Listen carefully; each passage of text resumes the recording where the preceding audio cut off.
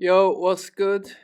Everyday Superpower, where we talk body language, communication, relationships, game, attraction, everything in between. I have two links as it stands in the video description. One of them leading to a YouTube playlist, which will cover the entire body language dictionary, which I've done video by video, so you can learn how to read people. And there'll be a link to my Patreon where you will be able to join me in observing and reading the real life body language in real dates as we assess them together. All right, that's the real game right there. I'll give it to you as you need. All right, the information won't leave you. It'll be absolutely life changing, like it changed my life, I assure you. So without further ado, let's get on to it. I got a cup of coffee here with me, so I'm going to perk myself up a little bit, don't you worry. Today, we're going to talk about mystery, alright? We're going to talk about being mysterious. We're going to talk about saying less than necessary, alright? Saying less than necessary, not necessarily giving yourself away fully. And this is a mistake that a lot of men make. A lot of men make this mistake. I think those who don't make this mistake, it just happens to be part of their character that they are actually accomplishing, ambitious and driven enough to have a broad spectrum of character, an enigma of character, but it comes to the people, the men who feel like they have something to prove because they might necessarily not. Those who have to overcompensate to women, they come and fall a little bit short on this. But even if you do have a lot to give, this still falls within that realm, and it's still something to be conscious about. So let's say you're on a date with a woman. Let's say you're on a date, yeah, or you are working with someone you find attractive and you're with her from time to time in the workplace and you communicate, you talk with each other every once in a while. Maybe she's a family friend and every once in a while you have excuse to talk to this person. Maybe you're, quite simply just engaging in conversation over social media every once in a while and you would like to attract this person. It would be great to be in a relationship with this person through one way or another. When you feel, or when a man feels that they have to really showcase everything they can do from top to bottom and give all of the digits, all of the fine detail, absolutely every aspect of their life to that woman, yeah? There's going to be nothing more to give in due time. So let's say I'm a woman and I'm on a date with you, yeah? And let's say you're average Joe, you work a steady job. I'm going to give you the benefit of doubt. Say you got a pretty good job, yeah? That's why I'm interested in you. All right, they can financially support me, brilliant.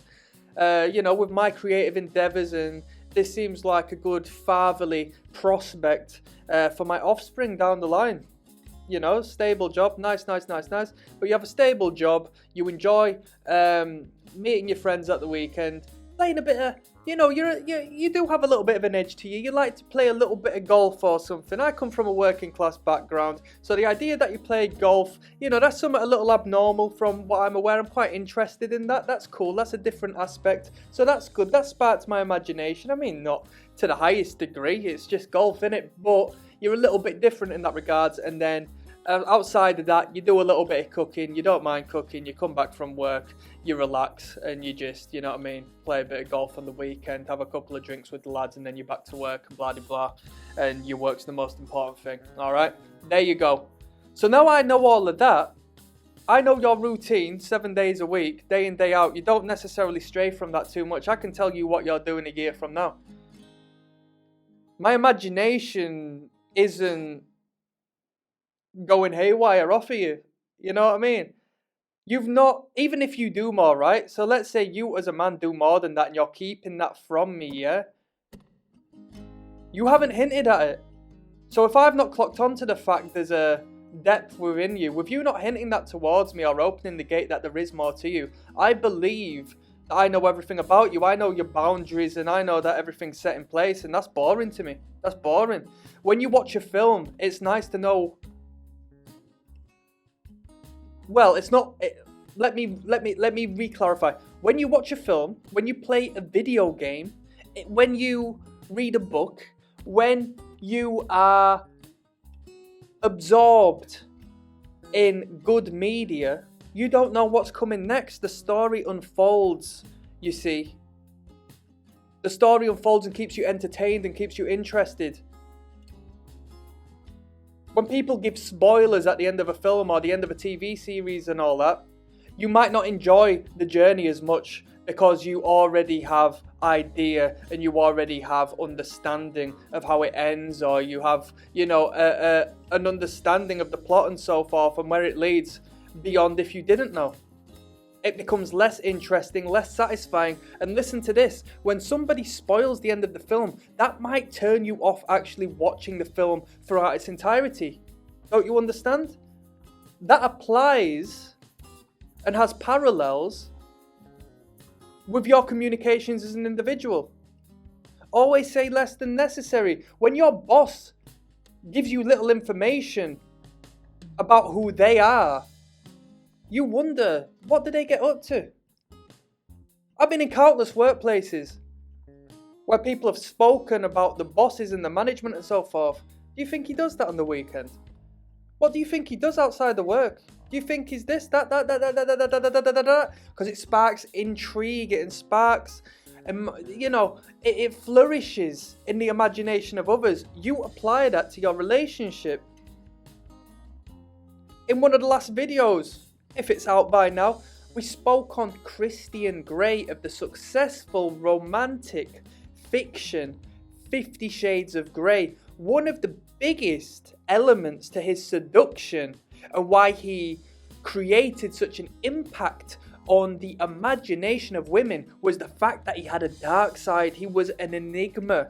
From the outside looking in, he was a business savvy, handsome man who liked doing what he did and who was successful at what he did. But when you see that there's an alternate side of him from what the world doesn't tend to see, not only have you got an insight into what could be, but it makes you think, right?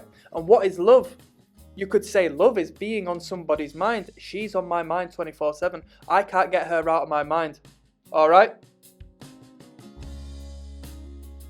Do you know when pimps are horrible to women? Calling them horrible words and so on and so forth. Psychologically, they're leaving an imprint for themselves to exist within that mind of that woman. You shouldn't do that, but that's the psychology behind it. Simple, plain as. If you're not in the mind of the woman you're trying to attract, somebody else might be. And then you think, wait a minute, doesn't that answer the question, why don't the nice guys get the girls? Why are women always attracted to the jerks? Why does that douchebag always get the women? It's because he stimulates through one way or another, potentially and possibly and more than likely outside of his own conscious awareness, his communication with that woman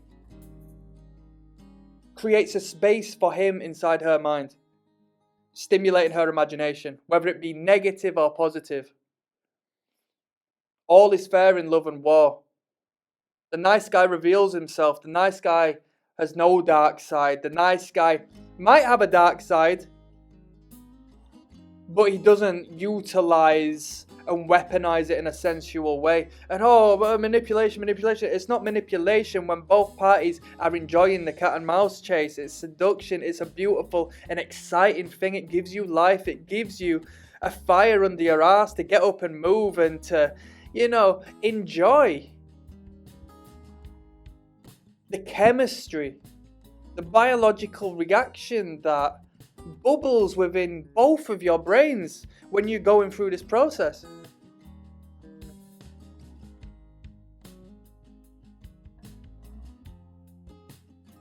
And this continues on throughout a relationship. Oh, you've been in a relationship for 10 years. Oh, you've been married for 15 years. Well, surely she's going to know everything about you from there. So that's why it's up to you to keep the ball rolling. And I'm not saying try to make stuff up for the sake of continuing to send shockwaves to your partner. You can quite simply just continue working on yourself as a man. Continue aspiring and creating and developing yourself instead of getting bored. Oh, well, I've got everything now. That's a trap you're going to fall into. Oh, I've got everything now, so I don't need to continue doing anything. The woman's going to get bored of you. The woman likes change. The woman likes change. Why is it women who are submitted for all the divorces? I want to change. I'm bored here. I want excitement.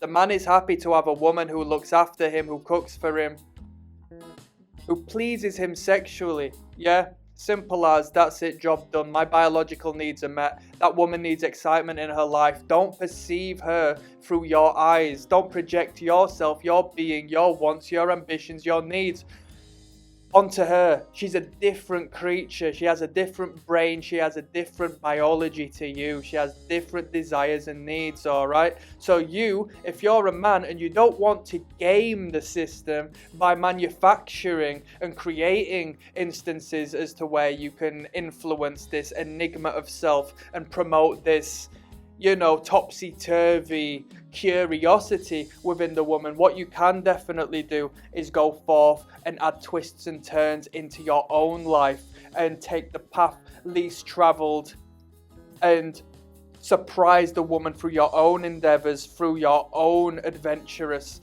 capabilities.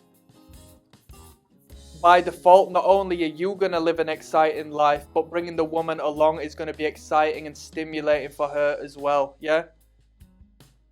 You see where I'm coming from?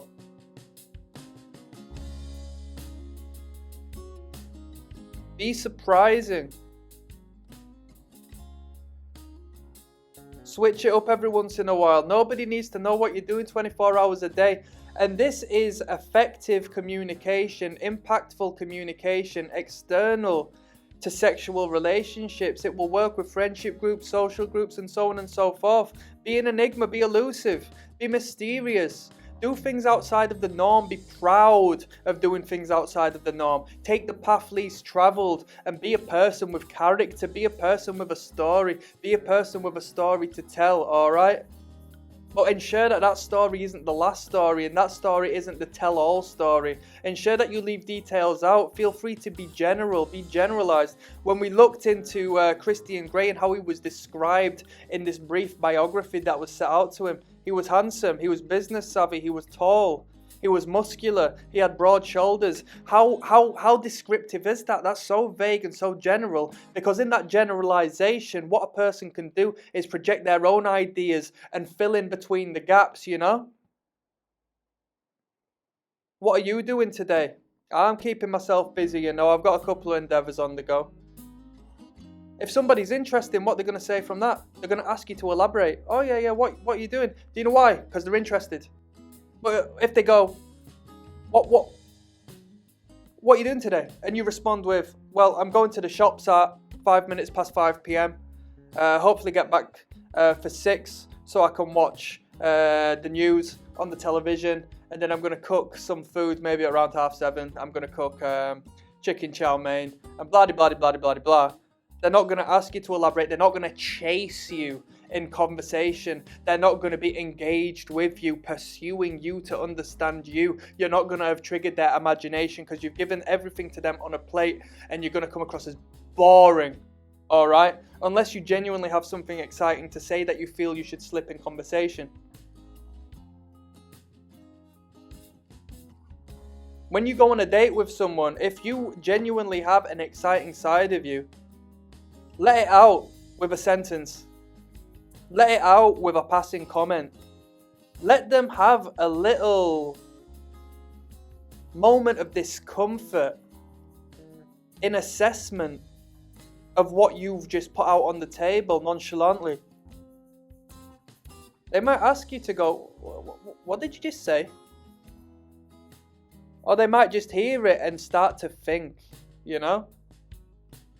Now, I'm not saying if you're a murderer, go and let that loose, you know what I mean? But if you have something that may be deemed desirable for a woman, an adventurous element, a sexual or sensual proclivity which will excite the woman, you know, are you a dominant person? You can seep that in and through an incredibly indirect means and excite a woman. Yeah? Naturally speaking, that woman's going to be submissive. Beyond societal engineering, biologically speaking, the woman is going to be submissive to the man. No matter what image she puts on, trust me. And the woman who tries to be so independent, who tries to be so bold, tough, it's only going to come down crashing harder for her, because she can take that mask off and allow that to exist within the fine portion of the world that will allow it to see that way, and that's you, the dominant man. Or like the judge, who's so powerful, who has the judgment of life incarceration or not, goes to a prostitute and asks her to treat him like a baby and dress him up as a baby and have him play with toy trains and eat children's biscuits. Was that a little bit too much detail? That happens, alright? That's real life. That's real life, and that applies everywhere else. So, shroud what you do in a little bit of mystery. Apply it elsewhere.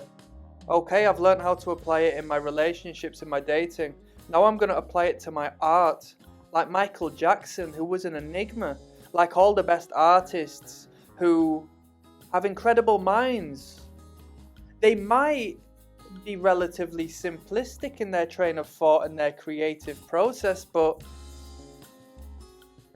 they may consciously surround themselves in smoke to keep you off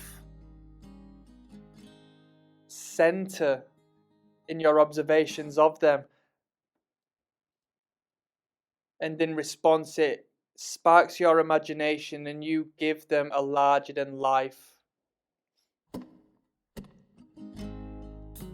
image, as opposed to the next man who has a 9-to-5, which there's nothing wrong with that, but you know he's got a 9-to-5, you know he goes home and plays with his dog, takes his dog for a walk, comes back, eats food, watches Love Island and goes to sleep.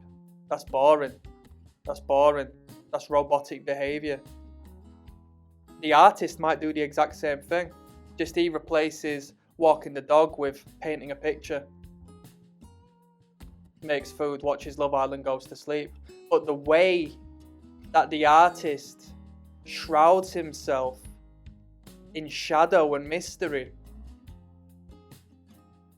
it creates this verging on spiritual magnetic pull for your mind to try and work it out. We as humans like to work stuff out. We as men like to work stuff out. It's survival. If we can't suss something out, our survival is at stake. Utilize that in your dating. And with that, I'm signing out. The links are in the description of this video. Follow me. Peace.